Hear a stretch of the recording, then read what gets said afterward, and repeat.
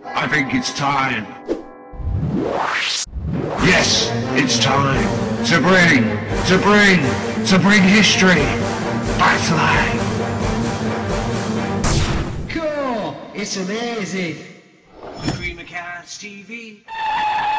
If you like old things, then please subscribe to my YouTube channel. And don't forget to click on the like button, because it does something very special. It makes you younger. Not many things these days seem to last, but Selfridge's is still going strong after more than a century. Let's go back in time. Mr Selfridge is going to have a difficult job getting his marriage back on track in Season 2 of the same named period drama. Remember, in the concluding episode of Season 1, his wife runs back to America after the embarrassment of watching a theatrical play that heavily ridiculed her husband's bed-hopping ways, in the days when reputation was everything. Strained relationships abound as Europe teeters on the edge of World War I, and two modern-day television channels battle it out for ratings as they pit two strikingly similar period dramas against each other. Mr Selfridge and the BBC's The Paradise both feature pioneering department stores run by dashingly charismatic individuals. However, the latter drama is set in the 19th century. The basic storylines consist of each store owner coming up with increasingly more flamboyant publicity stunts to get as many customers through their doors. It's amusing since the plots seem analogous to the television production companies competing against each other in order to get as many eyeballs watching their television shows.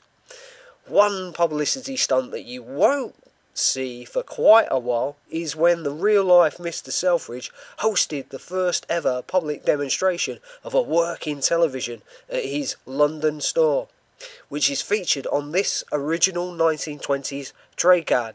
And talking about cards, in episode 7 of season 2 of The Paradise, they decide to drum up trade by issuing their own postcards, of course in the days before the internet and e-cards. In fact, Le Bon Marché, which is the real-life department store that The Paradise is based on, was one of the first major companies to actually use trade cards to advertise their store, encouraging their customers to stick these miniature printed works of art into their Victorian scrap albums. Later, these humble cards came directly with products as diverse as chocolate, tea, soap and cigarettes. As I mentioned earlier, Season 2 of Mr Selfridge will see the commencement of World War I.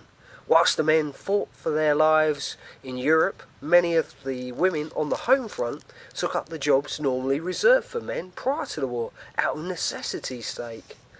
This had a huge impact on the fashion world, as women cast off their once beautiful, ornate but impractical Victorian garments for more comfortable items such as trousers. Shocking! They would wear hats that resembled military helmets. And in the spirit of liberation, women would let their hair down, literally, by cutting it off, taking on a more boyish, androgynous look, more than half a century before the likes of David Bowie and Prince. And their skirts would also become much shorter, an arrestable offence a mere decade earlier. Now that you've seen that video, you might want to click on my other videos. Click on the first video image to vote for your favourite 1920s flapper.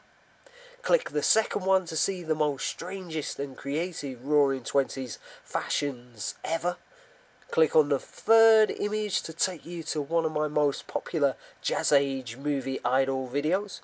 And the final video image link will show you a Victorian and Edwardian fashion extravaganza. Thank you for popping by.